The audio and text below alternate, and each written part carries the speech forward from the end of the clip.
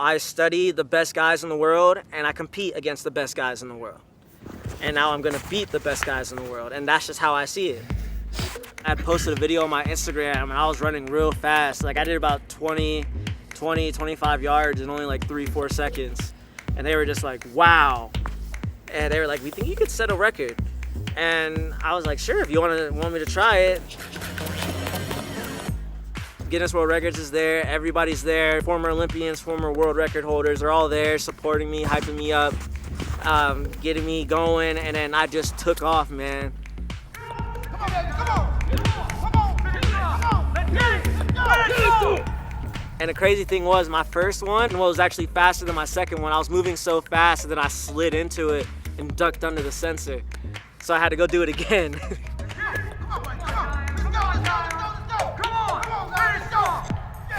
I was expecting, I was like, y'all don't understand, like I'm gonna be under 5 seconds, maybe even under 4, and I called it.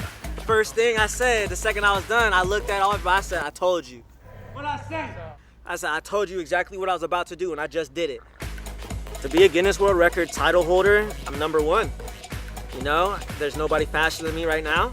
I'm the fastest man on their hands in the world, but at the same time, it also means that my family's winning, my town's winning, and my support group's winning, because without them, I wouldn't be here doing this for you guys.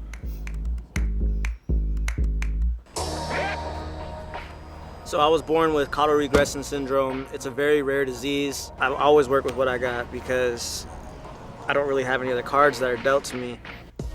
A lot of people say foster mother. I'm not a big fan of that because she is my mother. The foster care system reached out to my mom, said that we exhausted all our options, and that could you take in this boy. And then, man, about 7 months later, the conversation came up about me being adopted, and a week after that, I was just like, yeah, this is it, this is what I want.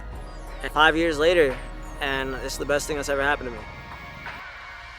I was just like, you know what, I'm not gonna be weak anymore, and then I just put in the work as much as I could every day. I was going to 2 or 3 wrestling practices a day for 7 days a week. Man, by the time my senior year of high school came around, I became one of the best guys in the state. And then soon after that, I became one of the best guys in the country. I'm really willing to put it all on the line to achieve my top goal of being the best wrestler, being the best. That's crazy, man. Shalom. First thing and foremost, I want to give all praises and glory and honor that's due to Yahweh, Ba'ashem Yahweh Shai, Ba'ashem Kakadash. Double honors to the elders and the apostles of Great Millstone. Peace and blessings and salutations to the hopeful elect. Noah's in the gospel, broad, lifting up the standard of Yahweh, Ba'ashem Yahweh Shai, wherever it may be. Amen. Jake is truly a great people. All right. When the Most High said it, that he made us a special people unto himself, he really meant that. And this right here proves it, even though he's in a maimed state or a lame state, so to speak. And it's a spirit that it says lames. His shirts say lames rule the world or something like that. Because technically he would be considered a lame because he can't walk. You know, he doesn't have the lower extremities like a normal man will have. But what's so amazing about this is the fact that this man is diligent with a handicap. And yet you got guys in the truth, man, that got all their faculties and they privy members, and you know they're on 2 legs, 2 arms, complete balance, and yet not even diligent. If this don't cut you through the spirit, then I don't know what will cut Jake, man. Because Jake, we close at the end, and there's no reason why a brother shouldn't be diligent in his faith, man. Okay, it's just no excuse at this point. And you gotta want it, man. Like this guy, it was very inspirational. He said you gotta want to do it. You know what I'm saying? You gotta go through the mental blocks, etc. Because most of the problems you're gonna have in anything in life is mental. It's all mental. You know, like they say, mind over matter. Mind over body and soul. Your mind and your body and your soul follows, man. You know what I'm saying? But really, I want to focus on how great a people the Lord has created us to be. And ain't no way in hell that a Malachite, them motherfuckers, if y'all know who I'm talking about, ain't no way in goddamn hell that those are the chosen people, man. That's a fucking lie. This video right here proves if we ain't the Israelites, then who else is? Because let's just say if this was the other people, right? And we gonna use the JOO. Let's just say if they was in this type of predicament, man, they wouldn't be able to do the shit this man is doing. Or and they are doing it 9 times out of 10, they are Israelites. And we're not gonna take away from Esau being a warrior, because I mean, it say he was a man of the field, but Esau don't have no fault, no sauce. He has no swag. He has no tenacity. He has nothing. Okay, he just a nigga that know how to kill. That's it. You know what I'm saying? If you ask anybody how to put somebody to death, hey, go to E. He's good at that. That's why they got movies like American Horror Story, or what's that other garbage that these women like, Dexter. You know, like shit like that. A man's a mastermind, like Hannibal Lecter. When it comes to dissecting the brain of a serial killer, a psychotic being, hey, Esau got top prize. You can have that, bro. You know, but this is the show of excellence of the Lord's people. Just imagine what this man can do if he had all his faculties, man. You know? And yeah, he's in a cursed state, in a derelict state, because the scriptures tell you that a man that's maimed, you'd rather be destroyed, because you couldn't really come into the congregation like this. But believe it or not, Yahweh Shah can have mercy on a man like this, man. The Lord healed many lame men, you know what I'm saying, and healed them. Same thing when I believe Peter and was it John and Peter, I believe, when they were walking through the courtyard, and the man, he was outside on the steps like the beggar. He says, look, money and riches I have not, but, you know, I have the word of the Most High. And basically he believed and was healed that same hour. Okay, and man, we may be healing, you know, but I just really want to focus on the fact that the Lord has made us great. This wasn't going to be a long lesson, Salaki. But this is the book of 2 Samuel 17, and I'm going to start at verses 7. It says, and Hushai said it to Absalom, the counsel of Antipoel have given is not good at this time. It says, for Hushai, know thou knowest thy father and his men, that they be mighty men. Okay, mighty men, because you have valiant men in Israel, even among the wicked, like those zealots, etc. Hey man, even though they were going off, they were still considered mighty men to some degree because of their tactic, their war tactics, man. You know, and it says they be mighty men, and they be chafe in their minds as a bear robbed of her whelps in the field. And thy father is a man of war and will not lodge with the people. But he is hid now in some pit or in some other place, and it will come to pass when some of them will be overthrown at the first, that whatsoever heard it will say, there's the slaughter among the people that follow Absalom. And he also, this is violent, whose heart is like the heart of a lion, shall utterly melt. It says, for all Israel know that thy father is a mighty man, okay? And they which be with him are violent men, men of war, okay? So even in Jake in his low state, he's still displaying the glory that the Most High has put upon his people, man. Because ain't no way in hell this guy was working out 7 days a week, 3 times a day. And he's shredded, man, like a fucking bull, bro. He's shredded. You know what I'm saying? And you got Jake and the truth that's sitting back, twiddling their thumbs, man. Dog, I don't get it. You know what I'm saying? I understand it's more to it, but it just... You got to want to do this thing. You have to want to do this. You have to want to be in this. You have to fight, man. Okay? You have to. And this video should be motivation for brothers that's in that lackadaisical spirit, because now is not the time to be lax. Now is the time to be on fire, man. You know what I'm saying? Be on fire for the Lord, because, hey, I always say the Lord ain't going to deliver you with a mediocre deliverance. The Lord is going to deliver you with a strong and mighty hand. Well, the elect, should I say. Because if you lukewarm, you ain't going to get delivered. Scriptures say that. I mean, if you lukewarm, you're going to get spewed out. So, I mean, you have to consider those precepts. But anyway, this is the book of Deuteronomy 7:6. It says, for thou art a holy people unto Yahweh thy power. It says, for the Lord thy power hath chosen thee to be a special people unto himself, and above all the people that are upon the face of the earth. Okay, so that's special. The fact that this man is talented in his lame state is his determination. You know what I'm saying? Because he could have easily tucked his head in the corner and gave up based on his condition. And I'm sure he had those thoughts of suicide and saying, you know, I can't do this shit no more. This is too much. I'm sure he did, you know, to some degree. When you're brought this low in the spirit, you know, any man will have that thought. But the fact he kept striving through that, though he's not in the truth, it's just a form of diligence and fortitude to try to be better. And he's trying. He's like, look, I'm going to try to compete with the best of them, man. You know, because when you look at him, he represents a state of humbleness, a state of lowly. The scriptures say the meek shall inherit the earth. So we got to come as this guy here with the determination, man, and the mental faculties to succeed in this truth, bro, because this video should really cut every brother in the truth, man. Like straight up. No bullshit.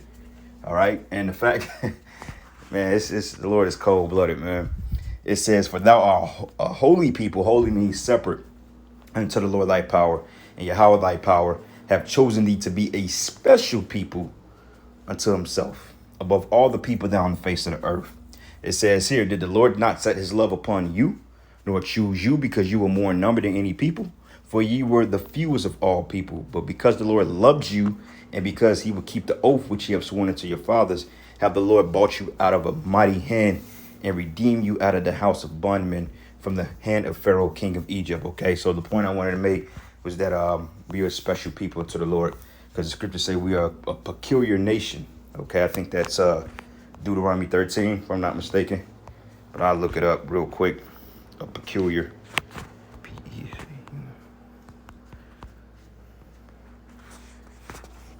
Yep, Exodus 19, Deuteronomy 14 and 2. Have a couple of precepts here. Psalms 135 and 4 says, for the Lord have chosen Jacob unto himself and Israel for his peculiar treasure. You go into the word peculiar, goes into like weird or strange, special nonetheless, but kind of different. If you look at the 12 tribes, we'll all have things in common, but we're very different. Man, from the culture, from the foods to the way we dance, every tribe have their own unique spirit to it. That's what makes the Lord so cold. You know what I'm saying? It's a tribe of diversity, because the kingdom is going to be a kingdom of diversity with different ideas and glorious ideas that's going to be formulated through the men of the Lord. It's going to be cold-blooded. That's why I don't understand these all black Israelite cats, all 12 tribes, Judah, nappy head, big afro, nappy hair, black skin, no, dark skin. I don't understand that, man. The Lord never said that in scriptures, that all Israelites was going to look like Negroes, man. Because look at this guy, Conor McGregor. That's totally an Israelite, man. Starting fights for nothing, man. Talking shit. Jake is the only nation of people that get their ass beat and still be talking shit, man. Okay, that's Israel for you. And this guy, Conor McGregor, is not a Jake, then I don't know who is. He's the ultimate Jake, man. You know, just the way he dressed, just the way he carry himself. He knows even though he's washed up, he still walk around like, nigga, I'm the shit. That's Jake for you, man. You know? Exodus 19 and 5. It says, now therefore, if I will obey of my voice and keep my covenant, then ye should be a peculiar treasure unto me above all the people, for the earth is mine. So this right here proves that, man, we on high. Just imagine when we get our glory and get raised up in our spiritual power and our mental mind, you know, when we're able to do things and manipulate the elements and to raise the dead. Just imagine when we get in our full strength. Because we're not in our full strength. We're like this man in this video. We're actually low, but we're trying. You know, some of us rather. You know, because it's just like a lot of men in the truth, man, that's not putting their best foot forward. Okay, and the Lord is getting ready to make his returns, and he's not going to tarry no more, man. Okay, you got to have that in your mindset, that the Lord ain't tarrying for no nigga. All right. Psalms 105 and Psalms 105, and I'm gonna start at verses 24 is good. It says, and he increased his people greatly and made them stronger than their enemies. Okay, so I mean, the strength of the mind factor, the fact that the Most High is dealing with the nation of Israel. Okay, these are just many of several things that the Most High is just displaying in the earth. Let me get this precept real here. Just a couple more, and I didn't intend on this to be that long, but Isaiah 51. No, this is Jeremiah 51 and 20. Jeremiah 50 and 20.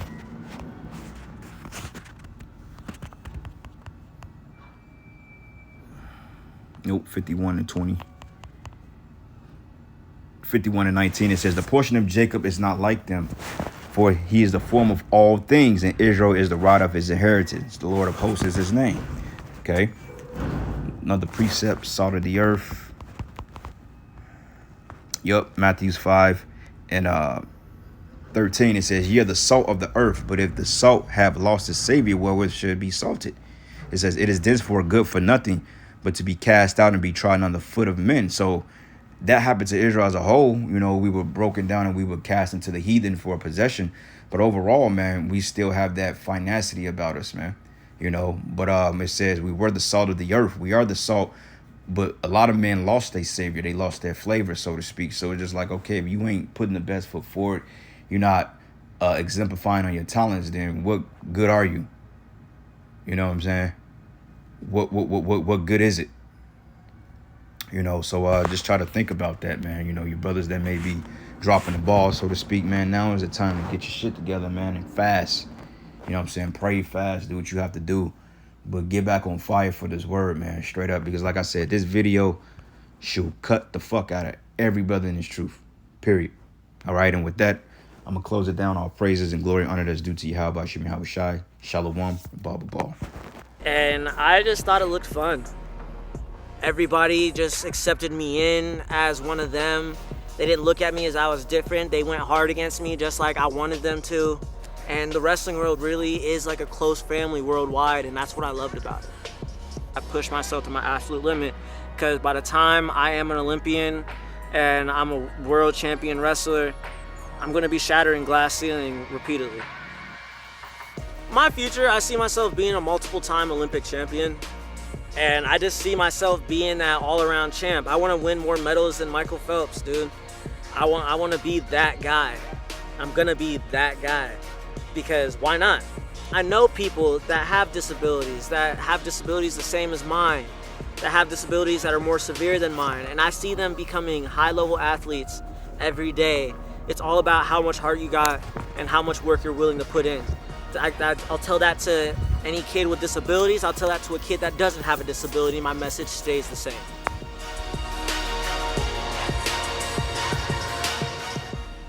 I just kind of, whatever rolls off the tongue, rolls off the tongue.